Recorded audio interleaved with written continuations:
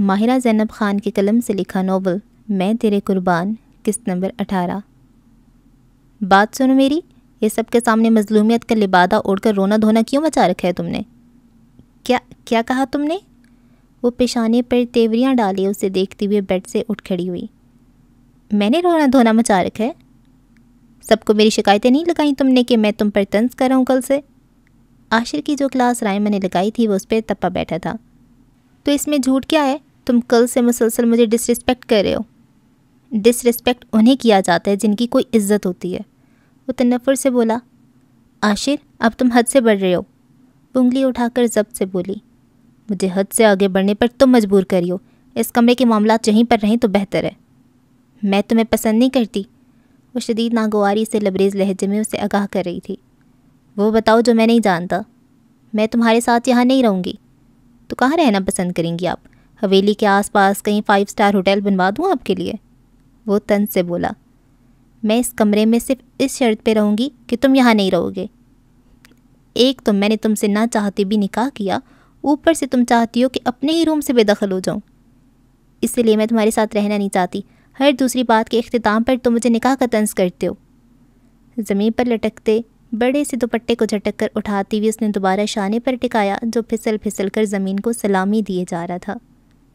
تو میں اور کیا کروں؟ میری زندگی خراب ہو گئی اور میں شکوہ بھی نہیں کر سکتا۔ جھٹکنے کے باعث اس کا پلو عاشر کے چہرے پہ لگا تھا لیکن بولا کچھ نہیں۔ زندگی تو میری خراب ہو گئی ہے، تم جیسے انسان کے ساتھ باندھ دیا مجھے، شاکی انداز میں کہتی وہ وہاں رکی نہیں تھی۔ میں باقی سب کو قائل کرنے کی کوشش کروں گا، لیکن پہلے میں یہ جاننا چاہتا ہوں کہ کیا تم سچ میں اس رشتے کو قائم رکھنا چاہتی ہو؟ رشام نے لب کچلتی ہوئی نظریں اٹھا کر بھی اس کی جانب نہیں دیکھا تھا۔ میرے چاہنے یا نہ چاہنے سے کیا فرق پڑتا ہے بیر بھائی؟ وہ دھیمے سے بولی، انداز میں نا امیدی اور بے بسی کی گہری جھلک تھی۔ تم اپنی مرضی بتاؤ، باقی سب کی فکر مت کرو، ان سے میں بات کروں گا۔ سچ میں؟ رشام نے چونک کر اسے دیکھا۔ وہ بے ساختہ خوش ہو اٹھی تھی لیکن ابھی بھی ایک نا امیدی سی تھی۔ آج سے پہلے میں نے کیا کبھی تمہاری کوئی ضد پوری نہیں کی؟ اس کا سادہ سا انداز اسے شرمندہ کر گیا تھا۔ عبیر کے بڑھائے ہوئے فون کو اس نے جھجکتے ہوئے تھام لیا۔ مجھے بھول ہی گیا تھا کہ تمہارا فون میرے پاس ہے، وہ ساتھ ہی دیر سے لوٹانے کی وجہ بھی بتا رہا تھا۔ پریشان ہونے کی بالکل ضرورت نہیں ہے، جیسا تم چاہو گی سب ویسا ہی ہوگا۔ اس کے سر پہ ہاتھ دھرے وہ مضبوط لہجے میں کہے جا رہا تھا جو وہ پل کے جھکائے سن رہی تھی۔ وہ یوں ہی شکوے کرتی تھی کہ وہ اکلوتی کیوں ہے، اس کے بھی بہن بھائی ہونے چاہیے تھے، لیکن عبیر نے کبھی اسے ایک بڑے بھائی کی کمی کو محسوس نہیں ہونے دیا تھا۔ اس صورتحال پر وہ سمجھ رہی تھی کہ اگر اس کا کوئی سگا بھائی ہوتا تو اس کے جذبات کو زیادہ بہتر طور پہ سمجھ پاتا، اس کی خوشی کے لیے حویلی کے سارے مکینوں کے خلاف جا کر اس کی سائیڈ لیتا، لیکن وہ بھول بیٹھی تھی کہ عبیر غازی اس کے لیے ہمیشہ سگے بھائیوں سے بھی بڑھ کر ثابت ہوا تھا، جس نے کبھی اسے اکیلا نہیں چھوڑا تھا، اس کے ہر غلط اور صحیح کام میں اس کا ساتھ دیا تھا۔ پھر یہ کیسے ممکن تھا کہ وہ اس موقع پہ اس کا ساتھ چھوڑ دیتا؟ ویسے مجھے لگتا ہے کہ بینک میں جاب کرنے کی بجائے اسے چاہیے تھا کہ وہ اپنے بابا کی ہی پروفیشن کو اپناتا۔ بینک میں جاب؟ رشام نے چونک کے اسے دیکھا۔ کیا وہ انس کے بارے میں بات کر رہا تھا؟ تمہیں یہی نہیں معلوم کہ وہ بینک میں جاب کرتا ہے؟ عبیر نے مصنوعی حیرت اور افسوس سے اسے دیکھا جو جھیمک گئی تھی، لیکن اس کے دماغ میں وہ لمحے تازہ ہو رہے تھے جب وہ اس کے ساتھ اس کے فارم ہاؤس پر تھی، جہاں اس کے گارڈ اور اس کے روب و دبدبے کو دیکھ کر تو کہیں سے بھی نہیں لگ رہا تھا کہ وہ کسی بینک میں جاب کرتا ہے۔ اور پھر کون سا جاب والا بندہ ہمہ وقت پسٹل ہاتھ میں لے کر ہر دوسرے سیکنڈ کسی نئے بندے کو ٹھکانے لگا رہا ہوتا ہے؟ اگر تو وہ یوسف کے بارے میں یہ بات کہتا تو شاید وہ یقین کر بھی لیتی، لیکن انس اور اس کے انداز کو وہ اپنی آنکھوں سے دیکھ کر آئی تھی، کم از کم وہ تو اس پر اعتبار کر ہی نہیں سکتی تھی۔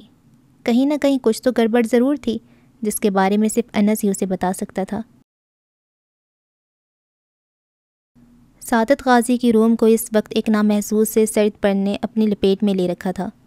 ضمیر غازی کافی سنجیدہ تاثرات چہرے پہ لیے سعادت غازی سے دو ٹوک بات کرنے کے موڈ میں تھے۔ ریشام میری اکلوتی بیٹی ہے، اس کی شادی میں کسی اچھے خاندان میں کرنا چاہتا ہوں بابا۔ انس کا تعلق بھی غازی خاندان سے ہے، اپنے خاندان سے بہتر اور کس کی تلاش میں ہوں؟ ان کے جواب پر وہ لمحے کو خاموش ہو گئے، لیکن پھر کچھ ہی لمحوں بعد ان کی آواز گونجی۔ میں تو اس لڑکے کو ٹھیک سے جانتا بھی نہیں، سلام دعا سے زیادہ تو وہ کسی اور سے کوئی بات کرنا پسند ہی نہیں کرتا، اور ہمیں تو یہ بھی نہیں معلوم کہ وہ کام کیا کرتا ہے۔ وہ آج ان سارے خدشات اور اعتراضات کو ظاہر کر رہے تھے جو انہیں انس کی ذات کے حوالے سے تھے۔ اس کی اپنی پرائیویٹ سیکیورٹی کمپنی ہے، پاکستان کو کافی جانی پہچانی کمپنی ہے، سعادت غازی انہیں تفصیلات بتا رہے تھے اور وہ ناقابل فہم تاثرات لیے ان کی شکل دیکھتے ہوئے یہ یقین کرنے کی کوشش کر رہے تھے کہ جس ادارے کا وہ نام بتا رہے ہیں وہ ادارہ سچ میں انس غازی کی ماتحتی میں کام کرتا ہے۔ اس کی ساکھ کے بارے میں تو وہ اچھے سے جانتے تھے، لیکن اس کا باپ تو پولیس آفیسر ہے، پھر اس نے یہ پروفیشن کیوں نہیں اپنایا؟ سب کے شوق، ان کی ترجیحات مختلف ہوتے ہیں ضمیر، یہ بات بہت کم لوگ جانتے ہیں کہ اس سیکیورٹی کمپنی کو وہ ہیڈ کرتا ہے۔ دنیا کی نظر میں وہ صرف ایک بینک میں جاب کرتا ہے۔ یہ کمپنی غیر قانونی تو نہیں ہے، پھر اسے صیغہ اعراض میں رکھنے کی کیا ضرورت ہے؟ یہ تو انس ہی بہتر جانتا ہے۔ بہرحال جلد بازی سے کام مت لو۔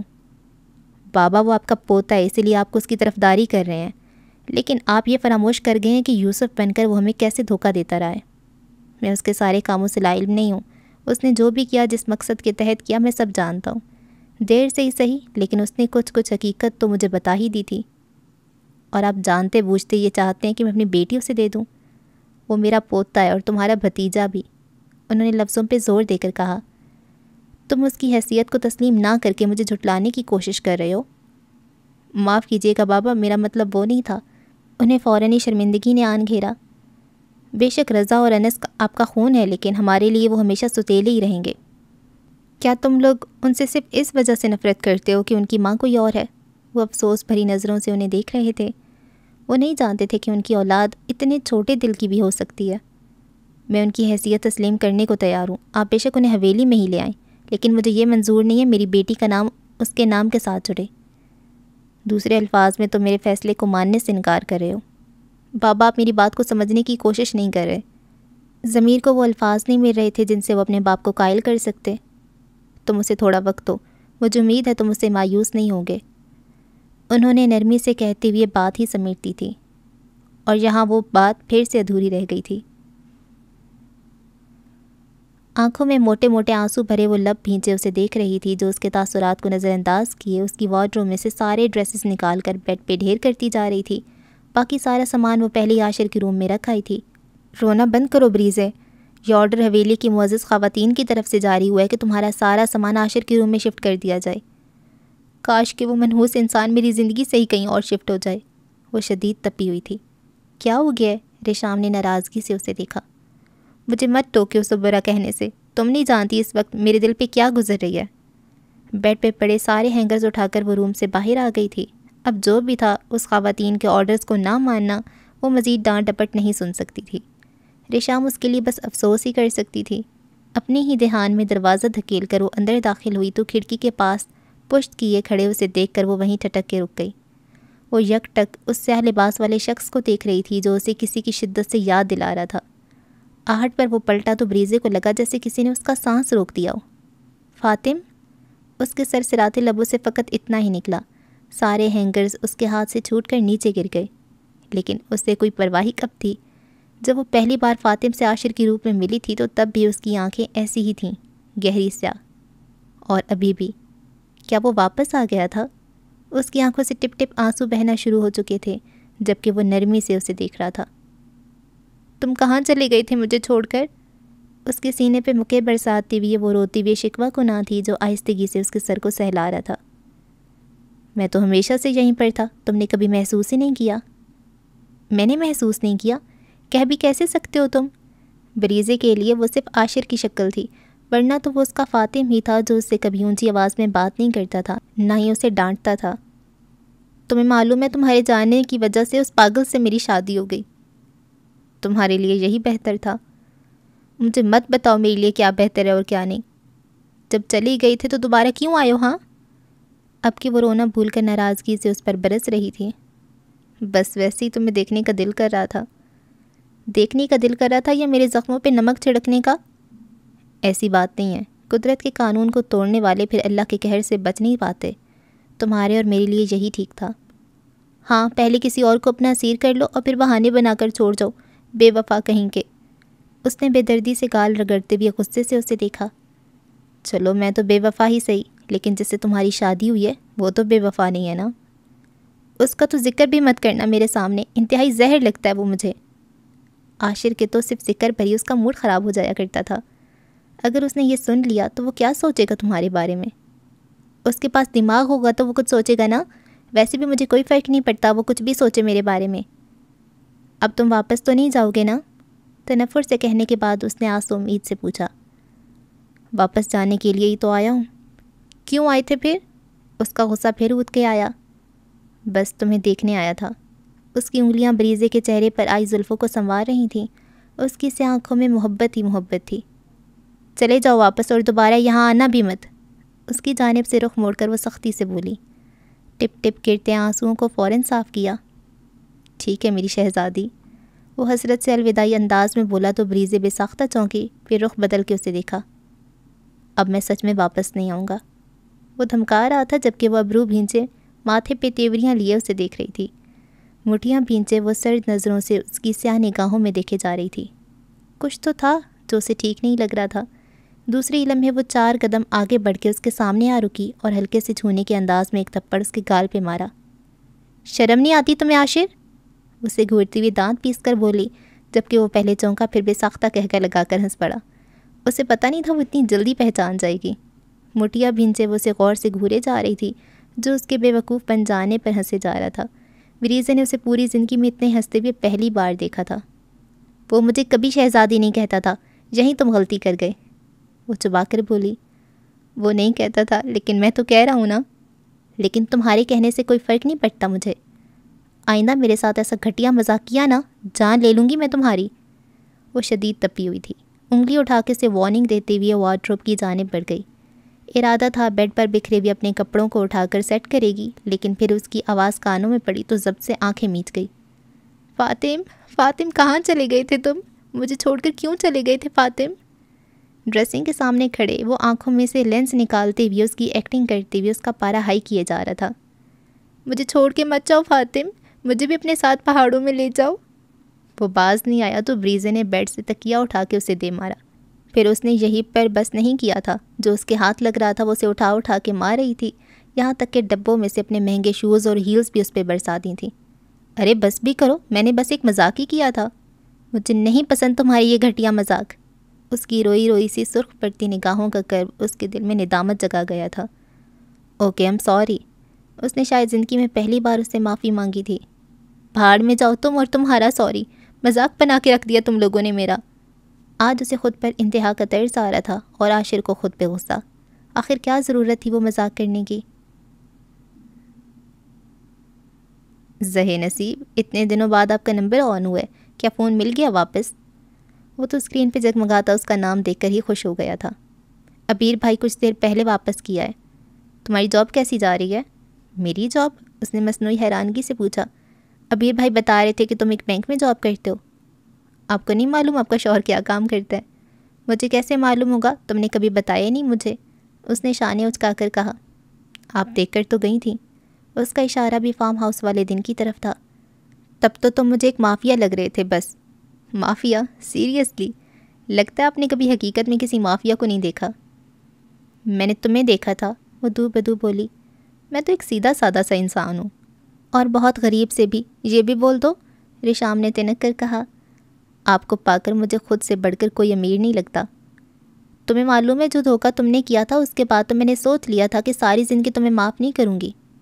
لیکن پھر جب تم نے سب کے سامنے میرا پردہ رکھا اور نکاح والی ساری بات خود پر لے لی تو اس کے بعد آپ کو مجھ سے پھر سے محبت ہو گئی۔ اس کی بات کاٹ کر اس نے شرارت سے پوچھا۔ اگر میں آپ کو حقیقت بتاؤں تو میں نے کوئی عظیم کام نہیں کیا۔ اگر میں آپ سے محبت کرتا ہوں تو پھر یہ میرا فرض ہے کہ آپ کی طرف اٹھی ساری انگلیوں کا رخ اپنی جانب کر لوں۔ اگر میں ایسا نہ کروں تو پھر میرا مر جانا ہی بہتر ہے۔ رشام نے دہل کر اسکرین کو دیکھا۔ یونس قاضی ہمیشہ ہی اپنے لفظوں سے اس کی جان جلاتا رہتا تھا۔ جبھی دروازے پر کسی نے دستک دے کر خود سے دروازہ وا کر دیا، رشام نے کچھ چونکتے ہوئے دروازے میں کھڑے شخص کو دیکھا۔ اسے نہیں معلوم تھا وہ کتنے دنوں بعد آج ایک دوسرے کی روبرو آئے تھے۔ رشام نے فوراً ہی کال کاٹ دی تھی۔ کوئی کام تھا سلار بھائی؟ اسے سمجھ نہیں آ رہی تھی کہ وہ اتنا گھبرا کیوں رہی تھی۔ انس سے بات کر کے وہ کوئی غلط کام تو نہیں کر رہی تھی؟ کیا ہم بات کر سکتے ہیں؟ اس کے چہرے اور انداز میں سرد پن سا گھلا تھا۔ بیٹھیے، اس نے صوفی کی جانب اشارہ کیا تو وہ سر ہلاتا بیٹھ گیا۔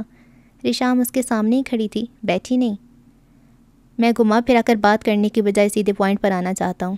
وہ اسے دیکھتے ہوئے بات کا آغاز کر گیا تھا، لیکن وہ خاموش رہی، دھڑکتے دل سے اس کی بات کو آگے بڑھانے کی منتظر تھی۔ جو کچھ بھی ہوا، انفیکٹ جو بھی انس غازی نے کیا، کم از کم میں اسے اتنی آسانی سے بھلانے اور معاف کرنے کو تیار نہیں ہوں۔ اس حویلی سے اس کا رشتہ صرف اور صرف دادا جان کی وجہ سے ہی ہے۔ اس کے علاوہ میں نہیں چاہتا کہ حویلی کا کوئی بھی فرد اس سے کسی بھی قسم کی کوئی رشتہ داری رکھے۔ آپ مجھ سے کیا چاہتے ہیں؟ اس کی طویل بات کے جواب میں وہ صرف اتنا ہی بولی، اس سے فاصلہ رکھو۔ لیکن آپ… بس ریشام، مجھے اس چیز کا کوئی افسوس نہیں ہے کہ میری شادی تم سے نہیں ہو سکی، لیکن میں اس چیز پر بھی راضی نہیں ہوں کہ تم اس کے نکاح میں رہو۔ اس کی بات کاٹ کر وہ ناگواری سے بولا، جب تک وہ ڈائیورس نہیں دے گا تب تک یہ رشتہ ختم نہیں ہوگا۔ لہجے میں مضبوطی پیدا کرتے ہوئے وہ اس نقطے پر بھی اس کی توجہ دلا گئی تھی جس نے سرد نگاہوں سے اسے دیکھا۔ وہ ڈائیورس دے گا، اسے دینی پڑے گی، لیکن تم اس سے کسی قسم کا رابطہ نہیں رکھو گی۔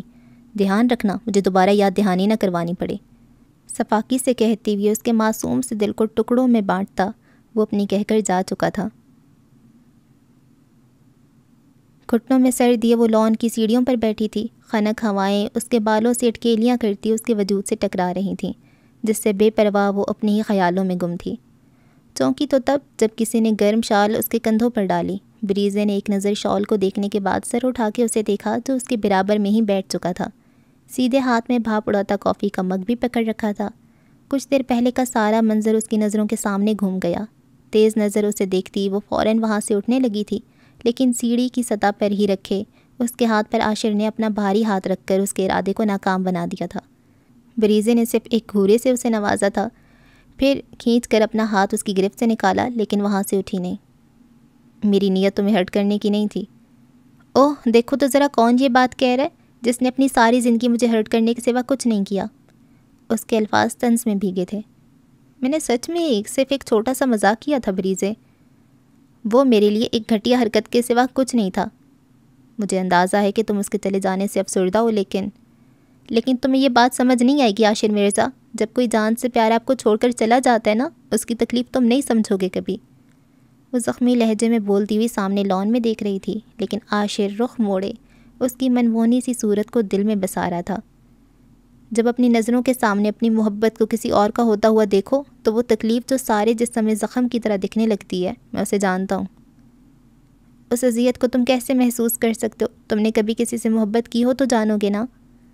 اس کی بھیگی آواز اور افسوس بھرے لہجے میں کہیں باتیں۔ وہ پھیکا سا مسکراتے ہوئے اس پر سے نظریں ہٹا کر روشن سے چمکتے چاند کو دیکھنے لگا۔ ایک تو مجھے اس کے جانے کا غم نہیں بھولتا، اوپر سے تم مجھ پر مسلط ہو گئے ہو۔ وہ اپنی ہی کہے جا رہی تھی اور وہ ایک ہی جملے پہ اٹکا تھا۔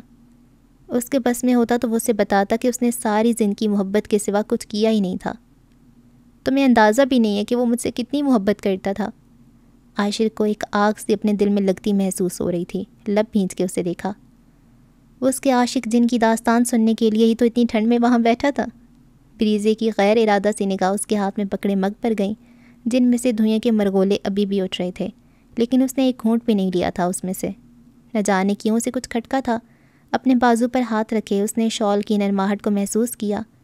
پوری زندگی میں شاید ایسا پہلی بار ہوا تھا کہ عاشر مرزا نے خود سے اپنی کوئی چیز اسے دی تھی۔ یہ کافی تم میرے لیے بنا کر لائے ہو؟ بریزے کی حیرانگی اور کچھ مشکوک انداز سے پوچھنے پر اس نے سلگتی نظروں سے اسے دیکھا، لیکن نظروں کا زاویہ اس پر سے ہٹاتے ہوئے بنا کچھ کہے اپنا مگ اس کی جانب بڑھا دیا۔ خوشگوار سی حیرت میں گھرے اس نے مگ پکڑ لیا تھا۔ اس کی اتنی مہربانی پر تو اس کی تمام تر بدتمیزیوں کو فراموش کر سکتی تھی۔ اتنی ٹھنڈ میں جب بھاپ اڑاتا کافی کا مگ میسر ہوا تو جیسے سارے دکھ لمحے بھر کو کہیں دور جا سوئے۔ صرف ایک گھونٹ بھرتی اس کے چہرے کے تاثرات بگڑے۔ یخ! اس نے مگ کو سائڈ پر پٹکتے ہوئے منہ پر ہاتھ رکھا۔ اس عجیب سے محلول سے سارے منہ کا ذائقہ کڑوا ہو گیا تھا۔ عاشر نے بے ساختہ امڑتی مسکراہٹ کو بامشکل روکا۔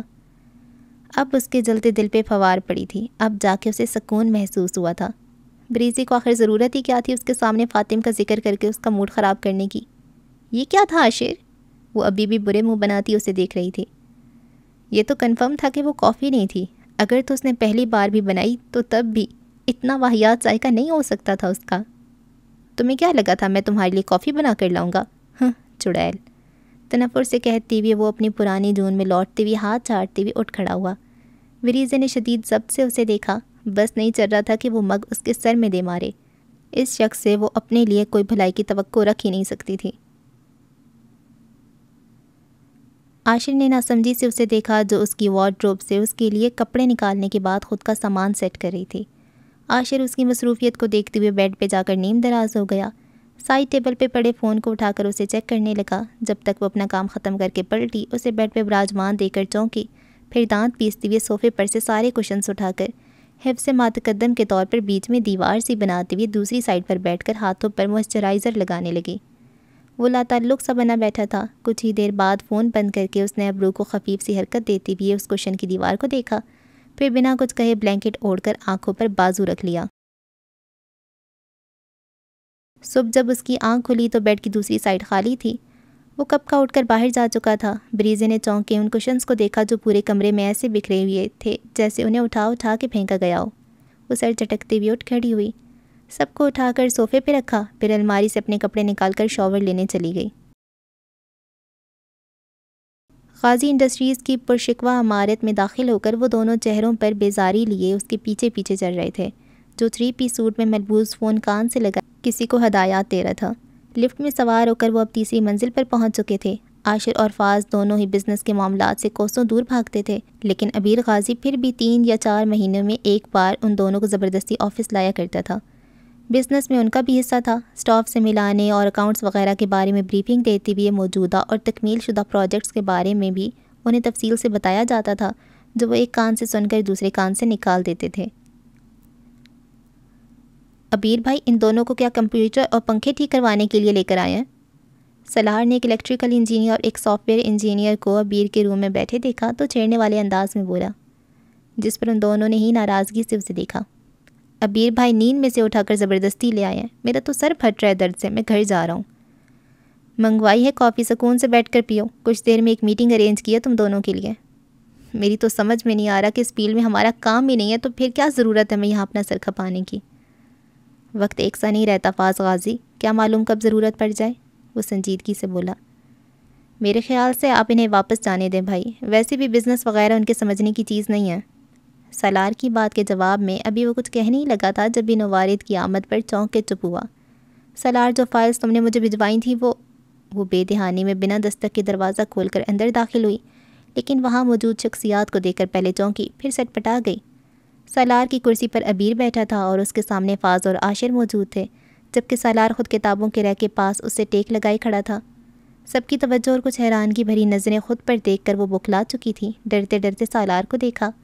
وہ جن نظروں سے اسے دیکھ رہا تھا، مہرما کو اپنا خون خشک ہوتا محسوس ہوا۔ میں بعد میں آ جاؤں گی، وہ کہتی جپاک سے الٹے قدموں نکل گئی تھی۔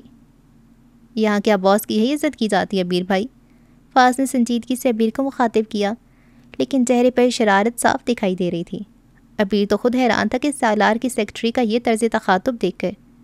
ایسا نہیں تھا وہ پہلی بار مہرما سے ملا تھا، وہ پہلے بھی کئی بار اسے مل چکا تھا، لیکن تب تو وہ ہمیشہ اسے پروفیشنل انداز میں ہی ملا کرتی تھی، سالار کے ساتھ بھی باس والا رویہ ہی اپناتی تھی، لیکن یہ تو اسے بھی آج پتہ چلا تھا کہ وہ اکیلے میں اس کی بالکل عزت نہیں کرتی تھی۔ کیا چکر ہے سالار بھائی؟ فاض اور عاشر دونوں ہی اسے محظوظ سی مسکراہٹ اور چھیڑنے والے انداز میں دیکھ رہے تھے، جو خفیف سے انداز میں نفی میں سر ہلاتا بنا کچھ کہے دروازہ دھکیل کر باہر نکل گیا تھا۔ آپ نے کبھی کوئی جن دیکھا ہے؟ جن؟ نہیں تو۔ اسرار بھری سرگوشی پر حیران ہونے کے بعد اس نے انکار کرتے ہوئے ساتھ ہی استفسار کیا۔ جن لفظ کا تو مطلب ہی یہی ہوتا ہے نا کہ نہ دکھائی دینے والا، تم نے کہاں دیکھ لیا؟ مجھے لگتا ہے کہ داریان جن ہے۔ اور تمہیں ایسا کیوں لگا؟ وہ اب کی پوری طرح اس کی جانب متوجہ ہوا۔ میں نے انہیں دیکھا تھا، وہ کسی کے ساتھ کھڑے تھے اور پھر وہ میری آنکھوں کے سامنے غائب ہو گیا۔ آپ یقین نہیں کریں گے انس بھائی، وہ ایک دھوئیں کی طرح تحلیل ہو گیا تھا۔ وہم ہوا ہوگا تمہیں؟ اس کے جوش و خروش کو نظر انداز کیے وہ نارمل سا بولا۔ کوئی وہم نہیں ہوا تھا مجھے، میں سچ کہہ رہی ہوں، وہ ایک جن ہی ہے۔ ہمیں فرمان بھائی کو بتانا چاہیے یہ بات کہ انہوں نے جسے اپنے گھر میں رکھا ہوا ہے وہ ایک انسان نہیں ہے۔ داریان کو فرمان بھائی اپنے ساتھ بھائی کی طرح ہی مانتے ہیں، اس کے خلاف وہ کوئی بات سننا گوارا نہیں کرتے۔ ان سے داریان کی شکایت کرو گی تو فضول میں ڈانٹ سنو گی ان سے۔ لیکن وہ انہیں نقصان بھی تو پہنچا سکتے ہیں نا۔ وہ ہر صورت اسے یقین دلانا چاہتی تھی کہ جو اس نے دیکھا تھا وہ جھوٹ نہیں تھا۔ وہ اتنے عرصے سے ان کے ساتھ رہ رہا ہے، اس نے پہلے انہیں کوئی تکلیف نہیں دی ہے جو وہ اب دیکھا۔ مہد اور دائم نے مجھے بتایا تھا کہ انہوں نے ایک جن زادے سے قرآن پاک پڑھا تھا اور یہ بھی کہ ان کا ایک بریک اپ ہو گیا تھا کسی جنزاتی سے، اس لیے وہ ہمیشہ اتنے سنجیدہ اور اکھڑے اکھڑے رہتے ہیں۔ نہ جانے وہ کون کون سے ٹکڑوں کو اٹھا کر جوڑ توڑ میں لگی تھی۔ تو تمہیں کیا لگتا ہے جو تمہارے سامنے غائب ہو گیا تھا وہ اسی جنزاتی کا بھائی ہوگا جو اسے منانے کے لیے آیا ہوگا؟ کیا معلوم یہی حقیقت ہو؟ پڑھائی پر دھیان دو ماشا، داریان کے بارے میں اتنا تجسس مت رکھو۔ وہ بیزاری سے بولا تو ماشا نے مشکوک نظروں سے اسے دیکھا۔ مجھے ایسا کیوں لگ رہا ہے کہ آپ بھی مجھ سے کچھ چھپا رہے ہیں؟ میں تم سے بھلا کیا چھپاؤں گا؟ آپ کو بھی معلوم ہے کہ وہ جن ہے، لیکن آپ اس بات کو تسلیم نہیں کر رہے ہیں۔ یا میرے اللہ، اگر داریان نے تمہارے منہ سے یہ بات سن لی تو معلوم ہے نا تمہیں کہ وہ کتنا غصہ کرے گا۔ انس نے اسے ڈراتے ہوئے کہا تاکہ وہ اس موضوع کا پیچھا چھوڑ دیں۔ وہ تو عام باتوں پر بھی ایسے ہی غصہ کیا کرتے ہیں، ویسے وہ اتنے اکڑ مزاج کیوں ہیں؟ کیا واقعی میں ان کا کسی جنزادی سے بریک اپ ہوا تھا؟ تم خود ہی پوچھ لو اسے۔ خود ہی پوچھ لوں؟ ماشا نے حیرانگی اور ناسمجھی سے کہا۔ اس کی نظروں کے تعاقب میں دیکھا تو جیسے اس کی سانس حلق میں ہی اٹک گئی۔ وہ نہ جانے کب سے وہاں کھڑا ان کی گفتگو سن رہا تھا۔ وہ تو لان میں کین کی کرسی پر بیٹھی ساتھ ہی میز پر اپنی کتابیں رکھی پڑھائی میں مگن تھی، لیکن جب انس اس کے پاس آ کر بیٹھا تو اس نے کئی دنوں سے مچلتے تجسس کو آج اس پہ ظاہر کر ہی دیا تھا، لیکن اسے یہ نہیں معلوم تھا جس کے بارے میں وہ اتنی رازداری سے جانکاری لینے کی کوشش کر رہی ہے وہ اس کے پیچھے ہی موجود تھا۔ آج تم بتا ہی دو کہ کسی جنزادی سے تمہارا بریک اپ ہوا ہے یا نہیں، کم از کم میری بہن کا تجسس تو ختم ہو۔ انس نے براہ راست اسے مخاطب کر کے اکتائی ہوئے لہجے میں کہا۔ ہاں یہ سچ ہے۔ جہاں داریان نے تصدیق کی وہیں ماشا نے حیرت سے منہ کھولے انس کو دیکھا۔ دیکھا انس بھائی، میں نے کہا تھا نا کہ یہ خود بھی ایک جن ہے۔ اپنی بات کو سچ ثابت ہوتے دیکھ کر وہ پرجوشی سے اس سے کہہ رہی تھی، جو داریان کو مبالغہ آرائی سے کام لیتے دیکھ کر گھور رہا تھا۔ لیکن دوسری لمحے اس کے چہرے کا رنگ بدلا۔ وہ فوراً سے انس کا بازو پکڑ کے اس کے پیچھے ہو گئی۔ ایک جن اس کے سامنے کھڑا تھا۔ گاڑی کی چابی دو، میری سروس کے لیے گئی ہوئی ہے۔ اس نے اپنی آمد کا مقصد بتاتے ہوئے ساتھ ہی وجہ بھی بتائی تو انس جیب سے چابی نکال کے اس کی جانب اچھال دی۔ جا کہاں رہے ہو جن بھائی، آ کر ہمارے ساتھ چائے پانی تو پی لو۔ اس کو پلٹتے دیکھ کر انس نے پکارا۔ تم سے کس نے کہا جن زیادہ چائے پانی پیتے ہیں؟ کیا یہ خون پیتے ہیں؟ داریان کے ابرو اٹھا کر استفسار کرنے پر ماشا نے اسے رازداری سے پوچھا۔ کیا ہو گیا ماشا، وہ ویمپائر تھوڑی ہے جو خون پیے گا؟ انس نے اس کی عقل پر افسوس کرتے ہوئے کہا۔ میں پی لیتا ہوں خون، مجھے اچھا لگتا ہے۔ اس کا نارمل اور سنجیدہ سے انداز پر ماشا نے فق چہرے کے ساتھ انس کو دیکھا۔ کیا یہ سچ میں خون پیتے ہیں؟ وہ سر جھٹکتا ہوا چابی لے کر جا چکا تھا جبکہ وہ اس کے سر ہو چکی تھی۔ اسے قائل کرنے کی کوشش کر رہی تھی کہ انہیں فوری طور پر فرمان کو اس بات سے آگاہ کر دینا چاہیے کہ داریان انسان نہیں ہے۔ انس اسے کوستے ہوئے ماشا کو یقین دلانے کی ناکام کوشش کر رہا تھا کہ وہ صرف مذاق میں یہ سب کہہ کر گیا ہے، لیکن وہ یہ ماننے کو تیار ہی نہیں تھی کیونکہ داریان کی نیچر تو ایسی تھی ہی نہیں کہ وہ ان سے ایسا مذاق کرتا۔ مس مہرما، میں نے آپ کو اتنی دفعہ کہا ہے کہ سالار سر آپ کو بلا رہے ہیں، آپ سن کیوں نہیں رہی ہیں میری بات؟ مریم کے کیبن کا 5واں چکر لگاتے ہوئے وہ زج ہوتے ہوئے بولا، جو کمپیوٹر کے سامنے بیٹھی کی بورڈ پر کھٹا کھٹ انگلیاں چلاتے ہوئے خود کو مصروف ظاہر کرنے کی کوشش کر رہی تھی۔ میں بھی مصروف ہوں، کچھ دیر میں آتی ہوں۔ اس نے ہر بار کی طرح اس دفعہ بھی بنا سر اٹھائے وہی جملہ کہا تو وہ ضبط کر کے رہ گیا۔ یہ آخری بار تھا جو میں آپ کو بلانے آیا ہوں، اس سے زیادہ میں باس کو ٹال نہیں پاؤں گا۔ مس مریم آپ فری ہیں تو یہ فائلز HR ڈپارٹمنٹ میں پہنچا دیں۔ اسے وارن کرنے کے بعد مریم کو فری بیٹھے فون یوز کرتے دیکھ زید نے اسے آرڈر جاری کیا جو اس کی وہاں آمد سے آف ہو کر چکی تھی۔ Okay sir. وہ عجلت میں اسے فائلز لے کر چلی گئی تھی۔ زید بھی اس کے پیچھے ہی نکلا تھا جبکہ مہرما کی حرکت کرتی انگلیاں تھمی تھیں۔ اس نے تھک کر سر کی بورڈ پہ گرا دیا تھا۔ میٹنگ روم میں ایک بڑی سی میز کے گرد کافی ساری کرسیاں پڑی تھیں۔ سربراہی کرسی پہ وجاہت غازی موجود تھے جبکہ ان کی دائیں بائیں وہاج اور ضمیر غازی موجود تھے، اور باقی کرسیوں پر عبیر کے ساتھ فاز اور عاشر کے علاوہ مینیجر بھی موجود تھے جو مختلف ڈپارٹمنٹ کے بارے میں بریفنگ دیتے ہوئے فیکٹری میں جاری آرڈرز کی تکمیل کے بارے میں آگاہ کر رہے تھے، جسے سنتے ہوئے وہ دونوں سمجھنے کی ناکام کوشش کر رہے تھے۔ اکاؤنٹس ڈپارٹمنٹ سے جو آڈٹ رپورٹ آئی ہے وہ دیکھی آپ سب نے؟ بلیک 3 پیس میں ملبوس کوٹ کے بٹن کھولے تبھی وہ کچھ فائلز ہاتھ میں لیے دروازہ دھکیل کر اندر آتے ہوئے بولا۔ وجیہہ چہرے پر سنجیدگی اور تشویش تھی۔ کسی نے اکاؤنٹس میں چھیڑ چھاڑ کی ہے، ایک بڑی رقم غائب ہے۔ سب نے چونک کے اسے دیکھا، پھر اس کی بڑھائی ہوئی فائل میں سے کاغذات نکال کر ان کی ورکردانی کرتے ہوئے سب کے چہرے پر ہی کچھ حیرانگی اور پریشانی کے اثرات تھے۔ یہ کیسے ممکن ہے؟ فائنانس ڈپارٹمنٹ تو تمہاری نگرانی میں کام کرتے ہیں نا سالار؟ فائل کے کاغذات پہ نظریں دوڑاتے ہوئے عبیر نے کچھ حیرانگی سے ابرو اٹھا کے اسے دیکھا، جس کے چہرے پر خود پریشانی کے اثرات تھے۔ جی عبیر بھائی، ہر پروجیکٹ کی ساری ڈیٹیلز میں خود دیکھتا ہوں، لیکن سمجھ نہیں آ رہا۔ یہی نہیں، گزشتہ سالوں کی جو آڈٹ رپورٹس ہیں ان میں بھی کئی جگہوں پر ہیر پھیر ہے، لیکن وہ اماؤنٹ اتنی بڑی نہیں تھی۔ وہاج غازی بھی نازک سے فریم کی ریڈنگ گلاسز لگائے پیپرز دیکھتے ہوئے بولے، کہیں یہ کام انس غازی کا تو نہیں؟ وجاہت غازی کے اظہار خیال پر عبیر نے نفی میں سر ہلایا۔ وہ صرف ایک بینک مینیجر ہے، غازی انڈسٹریز میں رسائی پانا اس کے لیے ممکن نہیں۔ تم اسے اتنا بھی بے ضرر مت سمجھو بھی، اپنا حق حاصل کرنے کے لیے وہ کسی بھی حد تک جا سکتا ہے۔ لیکن بابا، میرا نہیں خیال کہ وہ اپنا حق حاصل کرنے کے لیے یہ چھوٹی حرکت کرے گا۔ اس سے کچھ بعید نہیں، وہ تنفر سے بولے۔ ہو سکتا ہے یہ کام اسی کا ہو۔ سالار غازی بھی اپنے باپ کا ہم خیال تھا۔ ضمیر غازی خاموشی سے بیٹھے ان کی گفتگو سن رہے تھے، جبکہ فاض اور عاشر ایک دوسرے کو دیکھ رہے تھے۔ وہ دونوں ہی اچھی طرح جانتے تھے یہ کام انس کا ہو ہی نہیں سکتا، اور یہ بات سالار بھی جانتا تھا کہ وہ چھپ کے وار کرنے والوں میں سے نہیں تھا، تو پھر کیوں وہ اسے پر اپنا شک ظاہر کر رہا تھا؟ زید سر، میں نے کہا نا میں آ رہی ہوں کچھ دیر میں۔ پھر سے دروازہ کھلنے کی آواز پر وہ جھنجھلا کر بولی، لیکن جب نوارد پر نظر پڑی تو اس کی حرکت کرتی انگلیاں ساکت ہو گئیں۔ پھر ساختہ تھوک نکل کے اسے دیکھا جس کی پیشانی پر بل تھے۔ مجھے نہیں معلوم تھا تمہارے بھائی وہاں موجود ہیں۔ آئی سویر میں نہیں جانتی تھی، اگر معلوم ہوتا تو کبھی تمہیں ایسے مخاطب نہ کرتی۔ جلدی جلدی اپنی صفائی بیان کرتے وہ وہاں سے اٹھ کھڑی ہوئی تھی، جو خوشمگی نظروں سے اسے گھور رہا تھا۔ میں تمہیں اتنی دیر سے بلا رہا تھا، تم آ کیوں نہیں رہی تھیں؟ کیا تم یہ چاہتی ہو کہ میں پورے آفس میں ہائیڈ اینڈ سیک کھیل کر تمہیں ڈھونڈوں اور پھر تم سے اپنے کام کہوں؟ تم اتنا غصہ کیوں کر رہے ہو؟ میں کام میں مصروف تھی، بس آ ہی رہی تھی۔ اچھا تو کیا میں تمہارے فری ہونے کا انتظار کروں؟ یہ باس والا روب مجھ پر جھاڑنے کی ضرورت نہیں ہے سالار غازی۔ مہر ماں کو کہاں عادت تھی اس کا یہ روب بھرا انداز دیکھنے کی؟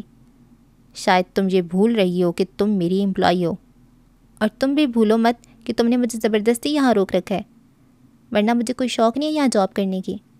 آہستہ بولو، آواز باہر نہیں جانی چاہیے تمہاری۔ ایک نظر بند دروازے کو دیکھتی ہوئے وہ ڈپٹ کر بولا، کیوں؟ تمہیں ڈر ہے کہ تمہارے بھائی اور کزنس کی طرح پورے آفس میں بھی یہ بات پھیل جائے گی کہ ایک معمولی سے امپلائی تمہاری عزت نہیں کرتی؟ وہ اس کے تراشیدہ لبوں پہ طنز بھری مسکراہٹ ابھری۔ اپنی عزت کی پرواہ ہوتی تو پہلے ہی دن تمہارا منہ بند کر چکا ہوتا میں۔ مجھے پرواہ ہے تو صرف تمہاری۔ میں نہیں چاہتا کہ کوئی تمہارے کردار کے بارے میں انگلی اٹھا کر غلط باتیں کہے کہ آخر ایسی کیا بات ہے اس لڑکی میں جو سالار غازی نے اسے سر پہ چڑھا رکھا ہے۔ وہ ایک ایک لفظ کو چباتے ہوئے جانے اسے کیا کچھ باور کروا رہا تھا۔ آج تو مجھے یہ بات کلیئر کر ہی دو، آخر کس وجہ سے تم مجھے اتنی اہمیت دیتے ہو؟ چہرے پہ جھولتی لٹوں کو کان کے پیچھے کرتے ہوئے اس نے اپنی بات جاری رکھی۔ محبت تم مجھ سے کرتے نہیں ہو، اور میرے پاس تو اتنی پراپرٹی بھی نہیں ہے کہ جس کی لالچ میں تم میرے پیچھے پڑو۔ روانی میں کہتی ہوئے اسے اندازہ ہی نہیں تھا کہ وہ کتنی تلخ باتیں اسے کہہ گئی ہے۔ جواباً اس نے کچھ نہیں کہا تھا، لب بھینچے اور پیشانی کی ابری رگوں سے چند ثانیہ اسے دیکھتا رہا، پھر بنا کچھ کہے پلٹ کر چلا گیا۔ لیکن جاتے ہوئے اس نے دے مارنے والے انداز میں دروازے کو بند کیا تھا، جو اس کے شدید غصے کا اظہار تھا۔ مہر ماں کو ندامت نے ڈھیروں آ گھیرا۔ وہ خود کو کوس رہی تھی، آخر کیا ضرورت تھی وہ سب اسے کہنے کی؟ لیکن اب تو تیر کمان سے نکل چکا تھا، وہ یقیناً اس سے ناراض ہو کر گیا تھا۔ سر ہاتھوں میں تھامے وہ کرسی پر گر گئی تھی۔ وہ تیزی سے قدم اٹھاتے ہوئے ہاسپٹل کی راہداریوں میں بھاگتے ہوئے اپنے مطلوبہ روم میں پہنچا، جہاں ڈاکٹر رضا غازی کی بینڈیج کر رہے تھے۔ کوئی پریشانی کی بات نہیں ہے، ٹھیک ہوں میں، دروازے میں کھڑے انس کو دیکھتی ہوئے اس نے تسلی دینے والے انداز میں کہا۔ لیکن بابا یہ سب ہوا کیسے؟ اس کے چہرے پہ ازحد پریشانی تھی۔ ایک معمولی سے ایکسیڈنٹ ہو گیا تھا بس۔ آپ کیا مجھے کوئی چھوٹا نا سمجھ بچہ سمجھتے ہیں جسے معلوم نہیں چلے گا کہ آپ پر اٹیک ہوا تھا؟ وہ بپھر کر بولا۔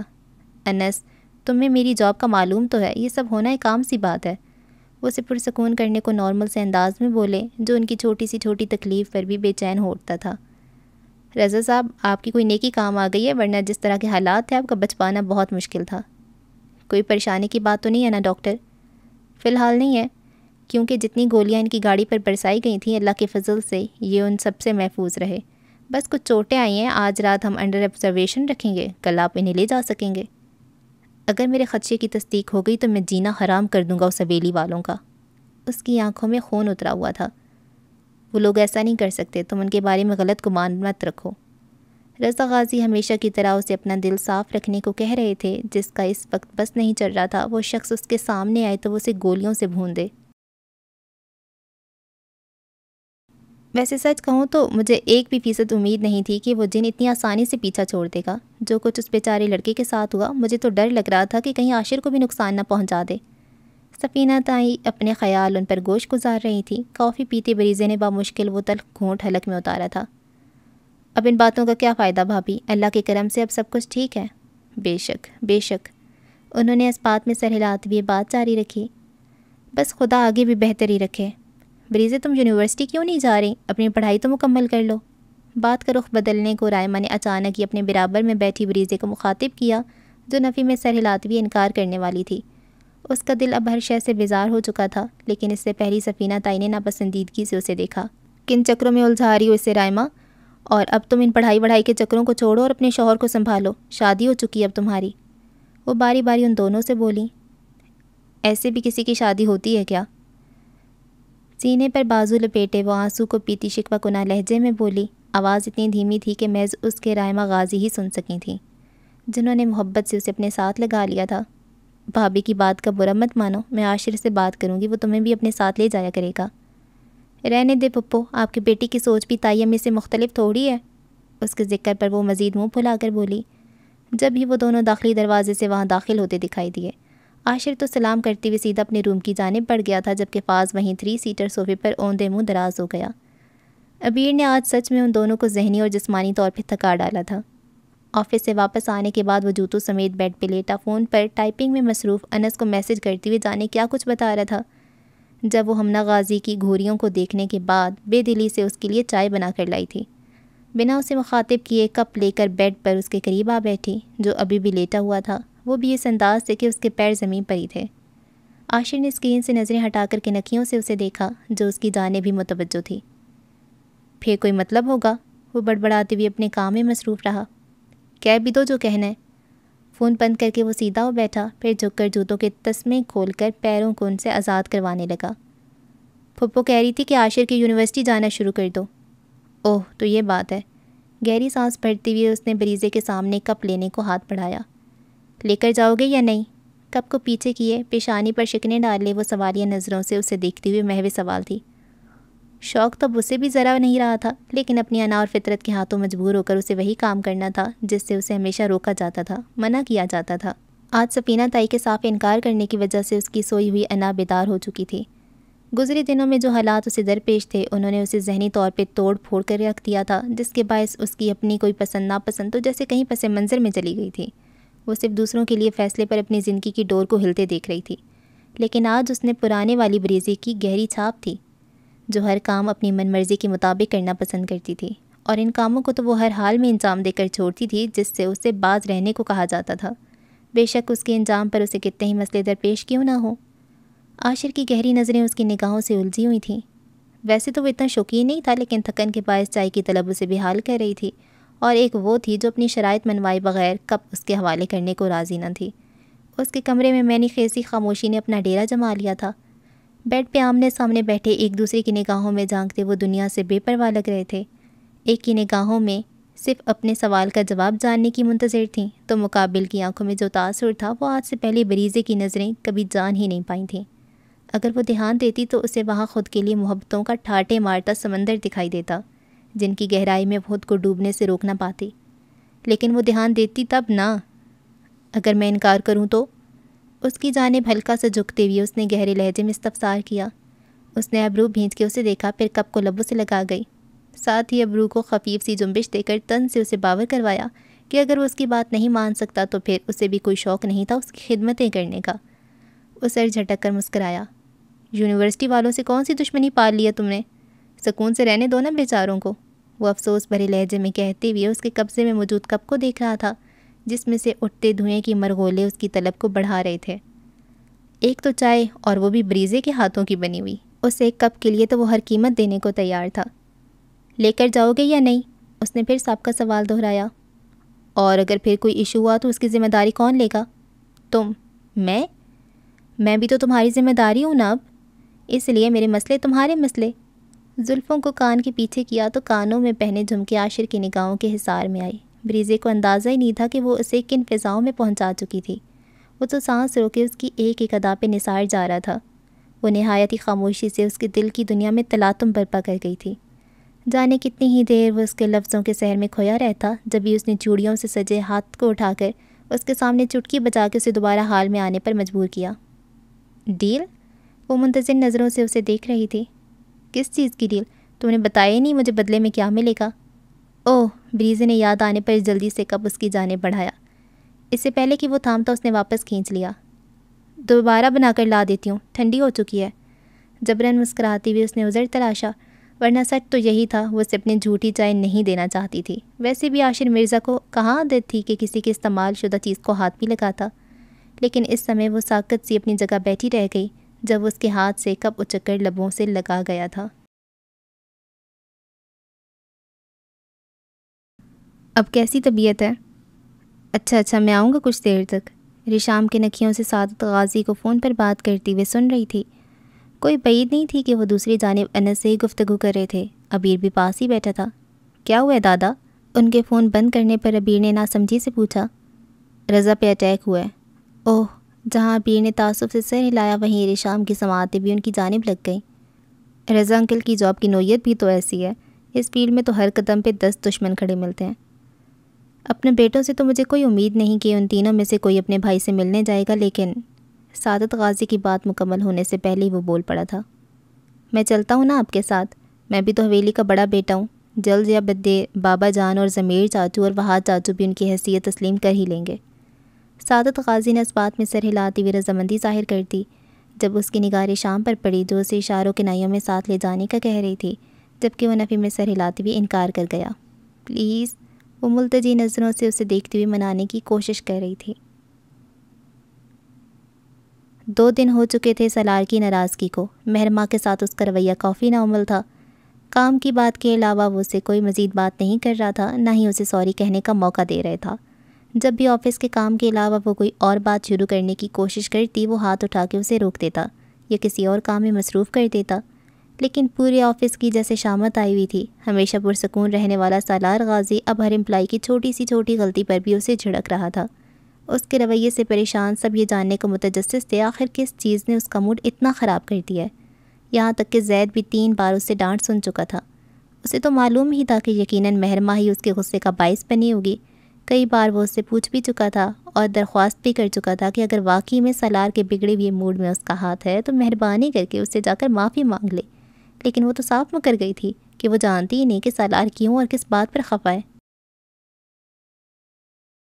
بظاہر تو وہ اس کی لائی گئی فائلز کی بگردانی کر رہا تھا، لیکن کن اکھیوں سے اسے ہی دیکھ رہا تھا جس کی روئی روئی آنکھیں اور سرخ سی ناک اسے بے چین کیے دے رہی تھی۔ کیا ہوا ہے؟ فائل بند کر کے ایک طرف رکھتی ہوئی اس نے اپنی خود ساختہ ناراضگی ختم کرتے ہوئے سنجیدگی سے پوچھا۔ یہ تو طے تھا کہ سالار غازی نے خود ہی ناراض ہو کے خود ہی مان جانا تھا۔ کچھ نہیں، اس نے چونک کر نفی میں سر ہلایا۔ تم اتنی آسانی سے رونے والی تو نہیں ہو مہرماں سلطان، بتاؤ مجھے کیا ہوا ہے؟ لیکن وہ اب بھی خاموش کھڑی آنسو پیتی رہی۔ مہرماں، اب کہ اس کا انداز سخت تھا، اگر میں کہوں کہ نرمین کو جاب سے نکال دو تو کیا تم میری بات مان لو گے؟ وہ بھیگی آواز میں کہتی اسے حیران کر گئی تھی۔ نرمین؟ اس کا یہاں کیا ذکر؟ تم اسے جاب سے نکالو گے یا نہیں؟ اس کی بات کو نظر انداز کیے اس نے ترشی سے پوچھا۔ وہ ایک اچھی ورکر ہے، میں اسے جاب سے کیوں نکالوں گا؟ کوئی ریزن تو بتاؤ مجھے۔ تم میری اتنی سی بات نہیں مانتے اور لوگ فضول میں کہتے پھرتے ہیں کہ میں نے تمہیں اپنی مٹھی میں کیا ہوا ہے۔ اوہ، تو یہ بات ہے۔ اس نے سمجھنے والے انداز میں سر ہلایا۔ ساری بات جیسے اس کے سامنے کھل کر آ گئی تھی۔ یقیناً نرمین نے کچھ الٹا سیدھا کہا ہوگا اسے۔ کیا کہا ہے اس نے تمہیں؟ جب تم کچھ بتاؤ گے نہیں تو مجھے کیسے پتہ چلے گا؟ اس کی خاموشی سالار کو بےقل کر رہی تھی۔ تمہیں کچھ معلوم کرنے کی ضرورت نہیں ہے، میں جو کہہ رہی ہوں وہ کرو۔ اور اگر میں اسے جاب سے نہ نکالوں تو؟ پھر میں یہیں 1 منٹ نہیں رکوں گی۔ بہاڑ میں جاؤ تم اور تمہارا کانٹریکٹ۔ شدید شکوہ کناں نظروں سے دیکھتے ہوئے وہ چبا کر کہتی وہاں رکی نہیں تھی۔ مما پلیز جانے دیں، کچھ دیر تک آ جاؤں گی نا واپس۔ وہ کب سے اپنی ماں کو منانے کی کوشش کر رہی تھی کہ اسے سعادت غازی کے ساتھ جانے کی اجازت دے دیں، لیکن وہ نہ صرف اسے سختی سے منع کر چکی تھیں بلکہ ساتھ ہی جھڑک بھی دیا تھا۔ جن لوگوں سے کوئی رشتہ داری نہیں رکھنی تھی وہاں جانے کی تو کیا بنتی آخر؟ تیار نہیں ہوئی ابھی تک؟ جب ہی کھڑے دروازے پر رکے ابیر نے کرتے کی سلیوز فولڈ کرتے ہوئے سے کہا۔ مما نہیں جانے دے رہی، وہ منہ بسور کر بولی۔ تم ہی سمجھاؤ اسے ابیر، کب سے منع کری ہوں لیکن ضد کیے جا رہی ہے۔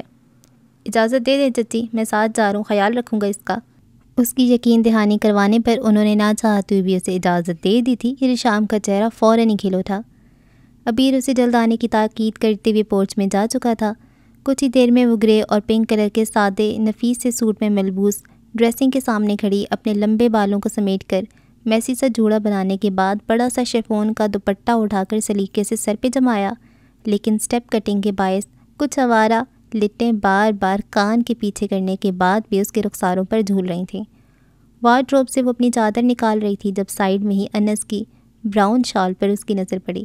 لمحے میں ہی فیصلہ کر کے اس نے چادر واپس رکھ کر شال اٹھا کر شانوں پہ پھیلا لی۔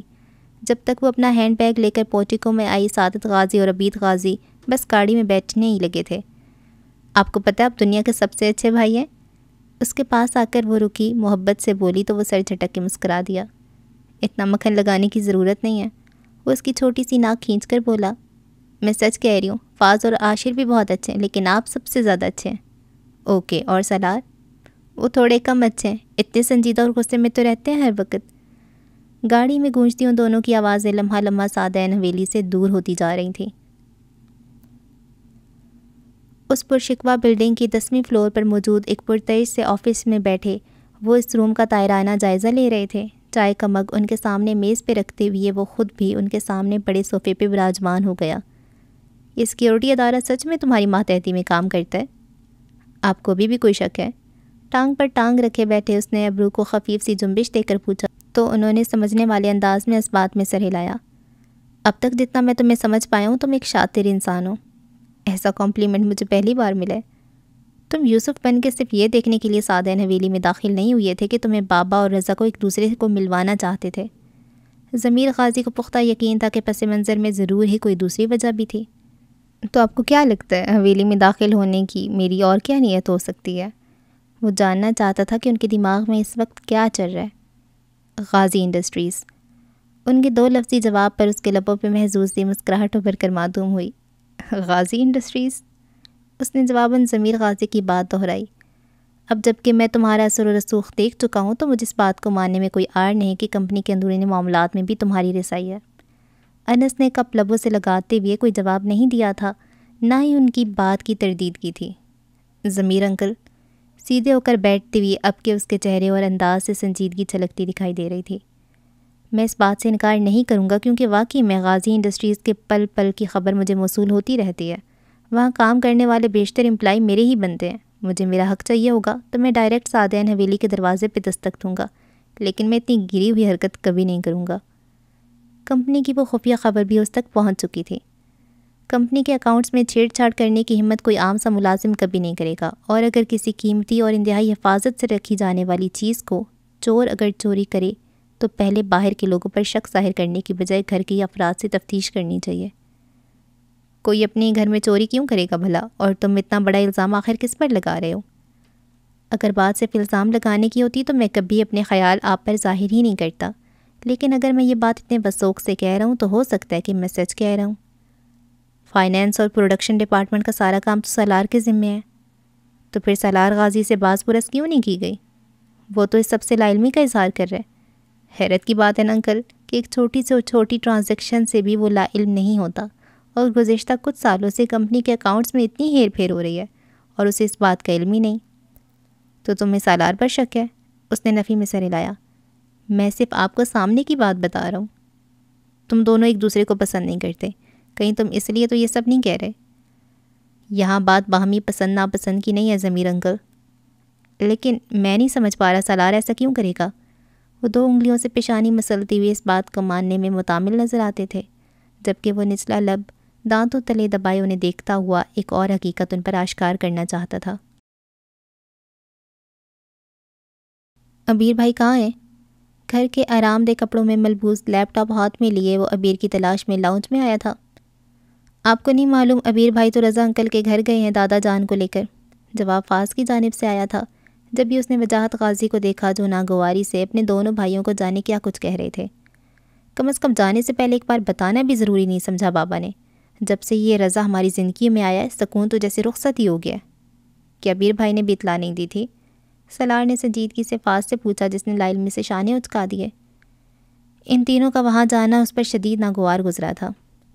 وہ کیسے آخر اس شخص کی چوکھٹ پر جا سکتے تھے جس نے اس کی ہونے والی بیوی کو ٹریپ کر کے اسے نکاح کیا تھا؟ لیپ ٹاپ صوفے پہ رکھ کے وہ جیب سے فون نکال کر ابیر کا نمبر ڈائل کرنے لگا، یہ محسوس کیے بنا کہ وہ کب سے ضمیر غازی کی خاموش نگاہوں کے حصار میں تھا۔ ضروری کام میں الجھا ہوا وہ آفس میں ہی بیٹھا تھا جب ماشا نے اسے کال کر کے فوراً گھر پہنچنے کو کہا تھا۔ میں مصروف ہوں ماشا، ابھی نہیں آ سکتا، کچھ وقت لگ جائے گا۔ بھائی جلدی گھر پہنچے، بھابھی آئی ہیں۔ بھابھی؟ انس نے بری طرح چونک کر فون کی اسکرین کو دیکھا جہاں کال ابھی جاری تھی۔ کس کی بھابھی؟ فون کو کندھے اور کان کے بیچ پھنسائے وہ عجلت میں ساری فائلوں کو سمیٹ کر دراز میں رکھتا جا رہا تھا۔ ریشام بھابھی۔ وہ کال کاٹ چکی تھی جبکہ وہ بھی گاڑی کی چابی اٹھا کر جانے کے لیے اٹھ کھڑا ہوا۔ وہ جب گھر پہنچا تو ڈرائنگ روم کی باتوں کی آواز آ رہی تھی جہاں ایک الگ ہی محفل جمی ہوئی تھی۔ فرمان اور عیشا کے ساتھ ساتھ دائم اور مہد بھی وہاں موجود تھے۔ السلام علیکم۔ اس نے کورس میں سب کو سلام کیا جو کچھ دیر پہلے باتوں میں مصروف تھے، اب اس کی جانب متوجہ ہوئی ہے۔ جس نے سعادت غازی کے سامنے سر کو ہلکا سا خم دیا تو انہوں نے پیار سے اس کے سر پہ ہاتھ پھیرا۔ کیسی طبیعت ہے آپ کی؟ ان سے ملنے کے بعد اس نے ابیر سے مصافحہ کیا، پھر 3 سیٹر صوفے پر بیٹھتے ہوئے فرمان دورانی کے برابر میں براجمان ہو گیا۔ تمہارا کام کیسا چل رہا ہے انس؟ ابیر اسے مخاطب کی اس کی جاب کے متعلق استفسار کر رہا تھا۔ ٹھیک چل رہا ہے ابیر بھائی۔ اس کا انداز نارمل سا تھا۔ ریشام کی زبانی اسے پتہ چلا تھا کہ ابیر کے علاوہ اور کوئی ان کے رشتے کو قائم رکھنے پر راضی نہیں تھا۔ شاور لینے کے بعد براؤن شلوار قمیض زیب تن کی ہے، اس نے گیلے بالوں کو پیچھے کی جانب سیٹ کر رکھا تھا۔ وہ فریش ہونے کے لیے اوپر چلا آیا تھا، ورنہ تو باقی سب ابھی باتوں میں مصروف تھے۔ سیاہ دھاگا بندھے کلائی میں گھڑی باندھتے ہوئے وہ اپنے ہی دھیان میں روم میں سے نکل رہا تھا جب ٹھٹک کے رکا۔ وہ اسی وقت کوریڈور سے مڑتی وہاں آ رہی تھی، ساتھ میں ماشا بھی تھی جو نہ جانے کون کون سی باتیں اسے کر رہی تھی۔ ان دونوں کو دیکھ کر لگ نہیں رہا تھا کہ وہ پہلی بار ایک دوسرے سے ملی ہیں۔ میں بھابھی کو گھر دکھا رہی تھی۔ انس کو دروازے سے ہی ٹیک لگا کر سینے پر بازو باندھے کھڑے دیکھا تو ماشا نے شرارت بھری مسکراہٹ سے کہا، باقی کا گھر میں دکھا دوں گا۔ دوسرے الفاظ میں وہ اسے وہاں سے بھاگ جانے کے لیے کہہ رہا تھا۔ کیسی ہیں آپ؟ ماشا کے وہاں سے جاتی وہ اسے مخاطب ہوا۔ میں تو بہت اچھی ہوں، تم اپنی سناؤ؟ وہ گردن اٹھا کر اس کی نگاہوں میں دیکھتی ہوئی بولی، اس دن آپ نے فون کاٹ دیا تھا، پھر دوبارہ بات ہی نہیں ہو سکی۔ اس دن؟ ہاں، وہ سلار بھائی آ گئے تھے آپ کے روم میں۔ اس کی پیشانی پر لکیریں واضح دکھائی دینے لگیں۔ کیوں؟ اب جو بھی انہوں نے کہا وہ میں تمہیں نہیں بتاؤں گی، فضول میں اپنا موڈ خراب کر لو گے۔ آپ مجھے بتائیں گی یا نہیں؟ اس نے سختی سے استفسار کیا۔ ریشام؟ وہ خاموش رہی تو انس نے ضبط سے اسے پکارا۔ وہی کہہ رہے تھے جو باقی سب کہتے پھرتے ہیں۔ کیا؟ یہی کہ یوسف کو بھول جاؤ؟ وہ ہاتھ جلا کر بولی۔ اب تمہیں بتاؤ بھلا یہ بات بھی کوئی مانی جا سکتی ہے کیا؟ میں نے تو تمہارے کہنے پر ہی اپنے قدموں کو پیچھے نہیں ہٹایا، پھر کسی اور کی کیوں بات مانوں؟ سینے پر بازو باندھے اسی کے انداز میں کھڑی وہ اس سے محو سوال تھی۔ ویسے میں بھی یہی چاہتا ہوں کہ آپ یوسف کو بھول جائیں، صرف انس کو یاد رکھیں۔ اس کے وجود کے گرد لپٹی اپنی شال پر اسے بے انتہا رشک آیا تھا۔ وہ لڑکی ہر دفعہ اس کے دل کی دنیا نئے سرے سے فتح کر جاتی تھی۔ انس کی ذات کے حوالے سے مجھے کافی تحفظات ہیں، آئے دن کوئی نئی بات پتہ چلتی ہے، مجھے تو کوئی اعتبار ہی نہیں ہے اس پر۔ اور یوسف پر؟ وہ جاننے کو متجسس تھا۔ اس پر تو مجھے خود سے بڑھ کر بھروسہ تھا۔ یعنی آپ کو نظریں جھکا کر رکھنے والا خاموش سا یوسف پسند تھا جس پر آپ مالکانہ روب دکھایا کرتی تھیں۔ آئی سی۔ اس نے جیسے سمجھتی ہوئی سر ہلا کر کہا، جھوٹ تو نہیں بولو، میں نے تمہیں کبھی ملازم سمجھا ہی نہیں تھا۔ وہ دم سادے یک ٹک اس لڑکی کو دیکھے جا رہا تھا جس نے 2 قدم اس کی جانب بڑھا کر لمحے بھر کو اس کے گال پہ ہاتھ رکھ کے وہ بات کہتی تھی۔ اس کے ہاتھ کی نرماہٹ کو محسوس کرتے ہوئے اس کے جسم کا سارا خون جیسے اس کی گال پر سمٹ آیا تھا۔ اچانک ہی اس کی دھڑکنوں کی رفتار سست پڑنے لگی تھی۔ بے شک میں تمہیں ملازم نہیں سمجھتی تھی، لیکن تم مجھے ریشام بی بی کہتے ہوئے ہی اچھے لگتے تھے۔ اس سے پہلے کہ وہ ہوش میں آتا، نچلا لب دانتوں تلے دبا کر شرارت سے کہتی ہوئی پلٹ کر بھاگتی ہوئی وہاں سے نکل گئی تھی۔ پیچھے وہ صرف اپنی گال پر ہاتھ رکھ کے کھڑا رہ گیا تھا۔ یہ بہت غلط کیا آپ نے ریشام بی بی۔ اس کا ذرا دیر کا لمس ابھی بھی اس کے چہرے پر دہک رہا تھا۔